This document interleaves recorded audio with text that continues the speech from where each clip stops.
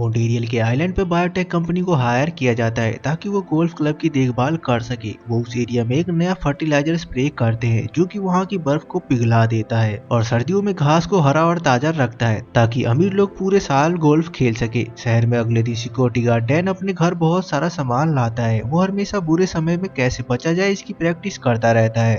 वो radio show सुनता है जो उसे ये सब करने के लिए ब्रेन वॉश करता है। आधी रात डैन बिना माचिस के आग जलाने की कोशिश करता है लेकिन कोई फायदा नहीं हो रहा था, इसलिए वो शॉटगन की गोली का यूज करता है जिससे एक छोटा विस्फोट होता है और उसका आईब्रो जल जाता है। गोल्फ क्लब में डैन की बेटी पैट्रिशिया कैडी के रूप में काम करती है जबकि बायोटेक कंपनी का सीईओ मिशेल एक अमीर कपल के साथ गोल्फ खेलता है ताकि उन्हें दिखा सके कि स्प्रे के बाद घास कितनी अच्छी हो गई है। हालांकि मिट्टी के नीचे फर्टिलाइजर के पार्टिकल बढ़ रहे थे और शहर के पानी को दूषित कर रहे थे। एक स्टूडियो में एक एक्टर जैकी स्टेप वाटर पीता है और उसके बाद कुछ किराने का सामान लेने के लिए चला जाता है। दुकान पे सभी फलों और उपकरणों को नल के पानी से धोया जाता है और खराब होने वाली वस्तुओं को बचाने के लिए पानी का छिड़काव किया जाता है। अचानक जैकी को थोड़ा चक्कर आता है मगर वो उसे नजरअंदाज कर देता है। जब वो घर पहुंचता है तो देखता है कि उसके दांत हरे हो रहे हैं और उसका पेट गुर्रा रहा है। जब तक वो अपनी पत्नी को बाथरूम में पाता है तो पूरी तरह से ज़ॉम्बी बन चुका होता है और अपनी पत्नी को काटता है और उसका मांस खाता है और उसे भी बदल देता है। जैक इस तब में चला जाता है और जैसे ही उनकी आंखें हरी हो जाती है वो रुक जाते हैं। क्लब में वापस मिशेल और कपल बिल्डिंग के पास वापस आते हैं और आसपास किसी को ना देख के चकित हो जाते हैं। अचानक एक आदमी बाहर भागता है और चिल्लाता है कि उन्हें भागना चाहिए क्योंकि लोग बीमार हैं और जल्दी ही ज़ॉम्बी कर्मचारियों का एक समूह उनका पीछा करते हुए बाहर आता है। उसी समय एक कुत्ता भी आता है और पत्नी उसे बुलाती है लेकिन कुत्ता गुस्से में उस पर कूद पड़ता है और उसका गला काट लेता है। मिशेल और औरत का पति तुरंत उसे फेंक देते हैं। तभी और लाशें दिखाई देने लगती है जबकि महिला के शरीर में बदलाव होने लगते हैं।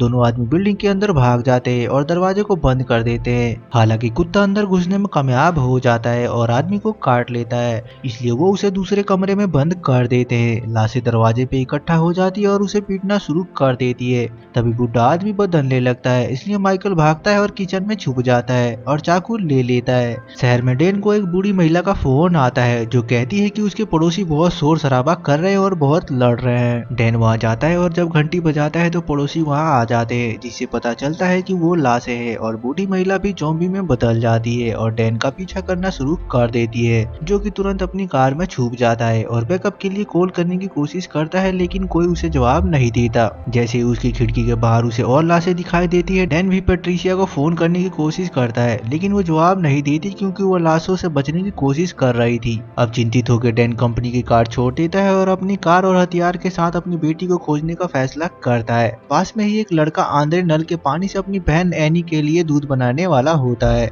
लेकिन उसकी माँ उसे बोतल का पानी यूज करने के लिए कहती है ताकि बच्ची सुरक्षित रह सके। आंद्रे हमेशा सोडा पीता रहता है। जल्दी ही माँ को चक्कर आने लगता है और आंद्रे इसका दोषी उसके जिम करने को ठहराता है। थोड़ी देर बाद ही माँ एक ज़ॉम्बी में बदल जाती है और आंद्रे पे अटैक कर देती है और पूरे घर में उसका पीछा करती है। अब डर के लड़का बाहर को भागता है और लड़खड़ा जाता है लेकिन जब उसकी माँ उसके पास पहुंचने वाली होती है तो डैन अपनी कार से उसे टक्कर मार देता है। वो घायल है और अभी भी जीवित है, इसलिए आंद्रे उसकी मदद करना चाहता है लेकिन डैन उसे रोकता है और कहता है कि 911 उसकी मदद करने नहीं आने वाली है और उसे अपने घर में छुपना चाहिए। और भी ज़ॉम्बी आ रहे हैं मगर आंद्रे अपनी माँ को छोड़ने से इनकार कर देता है, इसलिए वो उसके पैर को पकड़ लेता है और उसे वापस घर में खींच लाता है। सभी दरवाजे बंद करने के बाद वो 911 पे कॉल करने की कोशिश करता है लेकिन उसे एक रिकॉर्ड मैसेज मिलता है जिसमें कहा जाता है कि आइलैंड को क्वारंटाइन में रख दिया गया है। अब ब्रिज जो कि आइलैंड को मेनलैंड से जोड़ती है वहां पता चलता है कि पुलिस ने गेट को बंद कर दिया है और कोई अंदर या बाहर नहीं जा सकता।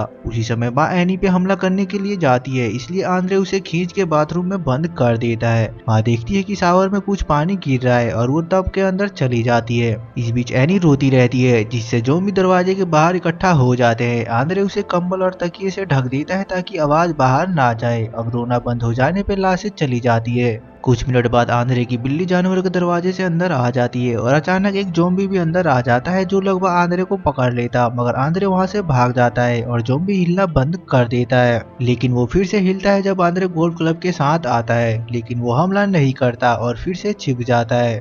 गोल्फ क्लब में पैट्रिशिया गैराज में छुप जाती है और अंत में मदद के लिए अपने पिता को बुलाती है। जल्दी ही डैन आता है और बाहर लाशों का झुंड को पाता है, लेकिन वो उनसे लड़ने में संकोच नहीं करता और जल्दी ही कुछ को चाकू से मार देता है और अंदर भागने से पहले कुछ को नीचे गिरा देता है। उसी समय पुलिस ब्रिज गेट से दूर जाने लगती है क्योंकि आइलैंड के ब्रिज को उड़ाने का फैसला आता है, जिससे बिजली कट जाती है। अगली सुबह एनी की नानी काम पे जाने के लिए पुल लेने की कोशिश करती है, मगर पुल उड़ा दिया गया है। इस बीच आंद्रे खिड़की के माध्यम से लाशों को रिकॉर्ड करता है और फोन पे देखता है कि सुरक्षा मंत्री प्रेस कॉन्फ्रेंस कर रहे हैं। वो आदमी कहता है कि समस्या को खत्म करने के लिए उन्होंने पुल को अलग कर दिया है और कसम खाता है कि स्थिति नियंत्रण में है। उसी समय आंद्रे के फोन की बैटरी खत्म हो जाती है। बाद में आंद्रे अपनी माँ की जांच करता है और देखता है कि वो हरे रंग की पदार्थों से ढकी हुई है। अचानक एनी रेंगती हुई अंदर आ जाती है और उसकी माँ उस पर हमला करने की कोशिश करती है, इसलिए आंद्रे उसकी पसंदीदा सब्जियों को हिलाता है ताकि वो उसके पीछे आ सके। आखिरकार वो लिविंग रूम में पहुंचते हैं और माँ टीवी स्टैंड से टकरा जाती है, जिससे टीवी गिर जाता है और उसकी मौत हो जाती है। अब हताश होकर लाश को वापस बाथरूम में ले जाने के अलावा आंद्रे के पास कोई और विकल्प नहीं होता और वो देखता है कि उसकी चोटी में घास उग रही है। फिर वो उसका फोन लेता है, मगर उसका फोन टूट गया था। फिर आंद्रे बाहर देखने के लिए एक सीढ़ी को ले जाता है और पुष्टि करता है कि लाश सूरज की रोशनी के नीचे खड़ी है।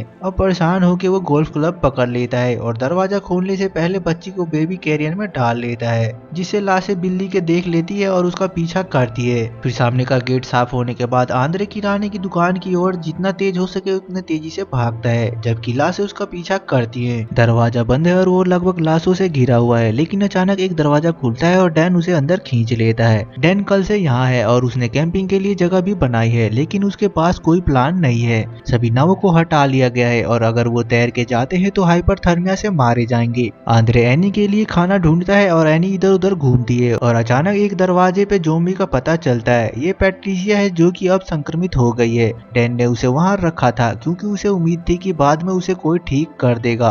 गोल्फ क्लब में मिशेल ने सभी दरवाजों को मजबूती से बंद कर दिया होता है और कंपनी के लोगों से बात करने के लिए रेडियो का यूज कर रहा होता है, जो उसे बताते हैं कि उनके एक्सपर्ट्स रास्ते में है और उन्हें भी प्रोटोकॉल का पालन करना चाहिए। ज़ॉम्बी कुत्ता उस पर भौंकता रहता है, इसलिए वो उसे लात मार के भगा देता है और ये भी पता चलता है कि उसने रसोई में बूढ़े आदमी को मार दिया है। अब दुकान में डैन अभी भी आग जलाने में असफल रहता है, इसलिए आंद्रे ब्लो टॉर्च का यूज करता है। जब वो कुछ खाते हैं तो डैन अपना पसंदीदा रेडियो शो सुनता है, जो कि पर्यावरण आतंकवादियों पे ज़ॉम्बी हमले का आरोप लगाता है। होस्ट को सुरक्षा मंत्री का इंटरव्यू लेने का मौका मिलता है, जबकि वो आदमी एक वरिष्ठ नेता होता है जो कि सवालों के जवाबों को घुमा फिरा के देता है, जिसका कोई मतलब नहीं बनता। अब सस्पिशियस होकर होस्ट सोचता है कि गवर्नमेंट उस जगह को साफ करने के लिए उस जगह के लोगों को मार देगी। डैन रेडियो स्टेशन पे कॉल करता है और ये समझाने की कोशिश करता है कि कुछ लोग जीवित बचे हैं जिनको मदद की जरूरत है। हालांकि होस्ट का कहना था कि बाकी दुनिया संक्रमण नहीं चाहती, इसलिए किसी के पक्ष लेने से पहले वो जानना चाहता है कि क्या हो रहा है। निराश होकर डैन फोन रख देता है। इसके बाद डैन और आंद्रे अपने विकल्पों पे चर्चा करते हैं और सहमत होते हैं कि उन्हें इसके पीछे के कारणों को ढूंढना चाहिए ताकि एक टीका बनाया जा सके। डैन इसके बारे में सोचता है और इस निष्कर्ष पे पहुंचता है कि ये संक्रमण पानी में होना चाहिए, क्योंकि ये एकमात्र ऐसी चीज है जो हर व्यक्ति में समान होती है और वो अपने शक के कारण कभी भी नल का पानी नहीं पीता है। और वो यहाँ तक सोचता है कि आतंकवादियों ने पानी में जहर मिला दिया होगा, जो कि आंद्रे को मजाकिया लगता है। कुछ टाइम बाद तीनों पैट्रिशिया के साथ स्टोर से चले जाते हैं। उसके सर में पिंजरा लगाया था ताकि वो काट ना सके। उन्हें हरे पदार्थ से ढके ज़ॉम्बी का एक झुंड मिलता है जो धूप का आनंद ले रहे थे और एक छोटी लड़की डैन को देखती है और उस पर हमला कर देती है। वो तुरंत उसे धक्का देता है, लेकिन उसके पास उसे मारने का हिम्मत नहीं था और वो वहां से चला जाता है और एक कार लेते हैं और ज़ॉम्बी के बच के निकल जाते हैं। इस बीच बायोटेक कंपनी द्वारा भेजे गए हथियार बंद जुड़वा बच्चों का एक जोड़ा गोल्फ क्लब में पहुंचता है और उनके रास्ते में आने वाले हर ज़ॉम्बी को वो मारते जाते हैं। अंदर मिशेल क्लब के साथ अपने सौदे के सभी दस्तावेजों और कागजों को जला रहा होता है, लेकिन वो फर्टिलाइजर का एक छोटा नमूना रख लेता है। जुड़वा बच्चे जल्दी ही उसे ढूंढ लेते हैं और मिशेल उनके सूटकेस में से एक ले लेता है जिसमें इलाज का गोला होता है, जो कि 24 घंटे में संक्रमण को खत्म कर सकते हैं। जब वो एक गोला पकड़ लेता है तो जुड़वा बच्चे उसे पकड़ लेते हैं और उसे उसे बेहोश करने से पहले उसे फर्टिलाइजर खाने के लिए मजबूर करते हैं। जैसे ही वो उसके शरीर को दूर खींचते हैं, एक गोला फर्श पे गिर जाता है। अब वापिस डैन के पास वो लोग एक वाटर प्लांट में पहुंचते हैं और एनी को कार में छोड़ने का फैसला करते हैं क्योंकि उसका रोना लाशों को आकर्षित करेगा।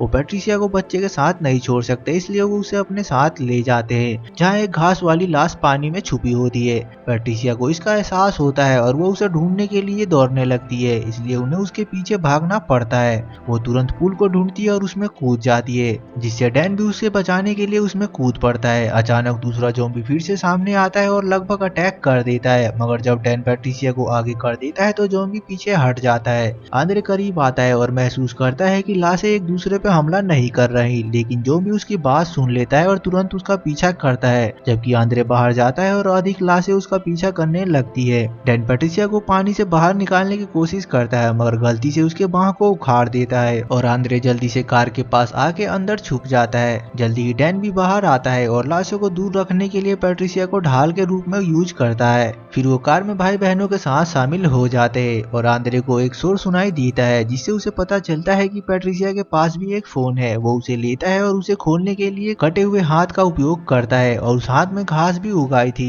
डैन सोचता है कि सर्दियों में घास अजीब है और उसे गोल्फ क्लब के नए इनोवेशन के बारे में याद आता है और उसे एहसास होता है कि ये आतंकवादियों का नहीं बल्कि गोल्फ खिलाड़ियों का काम है। अब गोल्फ क्लब में सभी सबूतों से छुटकारा पाने के लिए जुड़वा बच्चे घास पे गोले तोड़ना शुरू कर देते हैं। जल्दी ही डैन वहां पहुंचता है और उन्हें घास पे अजीब धुआं दिखाई देता है, इसलिए आंद्रे सब कुछ रिकॉर्ड कर लेता है। वो दौर के सामने के दरवाजे की ओर जाता है और उसे बंद पाते हैं, इसलिए डैन दूसरे प्रवेश द्वार की खोज करता है और छत पे चढ़ जाता है और दूसरों के लिए दरवाजा खोलने के लिए अंदर जाता है। फिर पैट्रिशिया को स्टोर रूम में बंद कर देता है, जबकि आंद्रे एनी को सुरक्षित रखने के लिए कुर्सियों का यूज करता है। डैन और आंद्रे इमारत की जांच करना शुरू कर देते हैं और कुत्ते को ढूंढते हैं जो कि अभी भी सांसें ले रहा होता है और घास से ढका हुआ होता है। उसी समय डैन को चक्कर आने लगता है और एनी रोने लगती है, इसलिए उसे शांत करने के लिए आंद्रे उसके पास जाता है। हालांकि उसे पता चलता है कि वो वहां से निकल गई है। जब आंद्रे अपनी बहन की तलाश कर रहा होता है तो डैन एक अंधेरे गलियारे में जाता है और उसे बॉम्बों का एक गुच्छा मिलता है जो कि बिल्डिंग को जल्द ही उड़ा देगी। अब उसे भी बीमार फील होने लगता है, मगर वो हार नहीं मानता और तब तक चलता रहता है जब तक कि उसे सभी विस्फोटों से जुड़ने वाला टाइमर वाला कमरा नहीं मिल जाता। डैन गिर जाता है और खड़ा होने से पहले बहुत कमजोर हो जाता है, इसलिए वो अपनी आंखों को हरे होने से ठीक पहले टाइमर को रोकने के लिए पैट्रिशिया के हाथों का यूज करता है। बाहर जुड़वा बच्चों को पता चलता है कि वहाँ कोई विस्फोट नहीं हुआ, इसलिए वो उसकी जांच करने के लिए अंदर जाते हैं। वो एनी को रसोई में पाते हैं और जाने से पहले उसे फर्टिलाइजर खिलाते हैं। आंद्रे इधर उधर देखता रहता है और एक बंद कमरे के अंदर मिशेल को देखता है, इसलिए वो विपरीत दिशा में भागता है और अंत में अपनी बहन को पाता है और वो उसे वहां से ले जाता है। दूसरे कमरे में जुड़वा बच्चे उसको घेर लेते हैं, जो बच्चे का मुंह बंद कर देते हैं और आंद्रे को पकड़ के फर्टिलाइजर खिलाते हैं। हालांकि फर्टिलाइजर गिरने से पहले एनी ज़ॉम्बी बन जाती है और जुड़वा की एक उंगली काट लेती है। दूसरे जुड़वा पे डैन हमला करता है, मगर वो उसे रोकती है। तभी आंद्रे उसे ढकेल देता है, जिससे डैन उसे काट लेता है। जब आंद्रे पीछे को हटता है तो वो इलाज करने वाले गोले पे पैर रख देता है, जिससे धुआं कमरे में फैल जाता है और एनी और डैन के अंदर काम करना शुरू कर देता है। बाद में डैन आंद्रे का पीछा करता है और वो किचन में चले जाते हैं, लेकिन जब डैन उसे काटने वाला होता है तो उसे एनी के वहां होने का एहसास होता है और वो पीछे को हट जाता है। उसी समय जुड़वा बच्चे अपनी बंदूक निकाल लेते हैं और बदलने से ठीक पहले एक दूसरे को गोली मार देते हैं। उसके बाद आंद्रे डैन की जैकेट से उसका पुराना फोन लेता है और उसका उपयोग पैट्रिशिया के फोन की घंटी बजाने के लिए करता है। जब वो उसे मिल जाता है तो वो सब कुछ समझाते हुए एक वीडियो बनाता है और मदद की भीख मांगता है। जब वीडियो समाचार तक पहुंचता है तो आंद्रे डैन को स्टोरेज रूम में ले जाता है ताकि वो अपनी बेटी के साथ रह सके। जल्द ही सरकार वहां हेलीकॉप्टर से सेना भेजती है। सैनिकों का एक समूह अपने रास्ते में आने वाले किसी भी ज़ॉम्बी को जलाने के लिए फ्लेम थ्रोअर का यूज करती है और आंद्रे मदद मांगने के लिए बाहर जाता है और पैट्रिशिया के हाथ को वैक्सीन के यूज के लिए ले लेता है। हालांकि एक अन्य जीवित व्यक्ति सैनिकों के पास पहले पहुंच जाता है, मगर वो उसे मार के गिरा देते हैं। जैसे ही अंदर संक्रमण खत्म होता है यानी ठीक हो जाती है। आंद्रे छिपने की कोशिश करता है क्योंकि जाहिर तौर पे सैनिक किसी को बचाने के लिए यहाँ नहीं आए हैं। गोल्फ क्लब में डैन भी ठीक हो जाता है, लेकिन जब सैनिक दरवाजा खोलते हैं तो सैनिक उसे और पैट्रिशिया को तुरंत जला देते हैं। सुरक्षा मंत्री घोषणा करते हैं कि संक्रमण को नष्ट कर दिया गया है, लेकिन उन्हें बायोटेक कंपनी के लोगो वाले मग में कॉफी पीते हुए देखा जाता है, जिसका मतलब ये है कि वो हमेशा से इस साजिश का हिस्सा थे। आंद्रे इधर उधर भटकता रहता है और जीवित बचे लोगों के शवों को ढूंढता रहता है, जिन्हें मार गिराया गया था। अचानक उसे नदी में एक बोट दिखाई देती है। इसमें एनी की नानी अपने लोगों के साथ आई थी जो उसे बचा लेती है। जैसे ही वो द्वीप छोड़ते हैं आंद्रे को एहसास होता है कि हाथ अब बेकार है और वो उसे पानी में फेंक देता है, जहाँ एक मछली उसे काट लेती है और तुरंत ज़ॉम्बी में बन जाती है। तो दोस्तों जाते जाते लाइक और सब्सक्राइब करना ना भूले। Thanks for watching.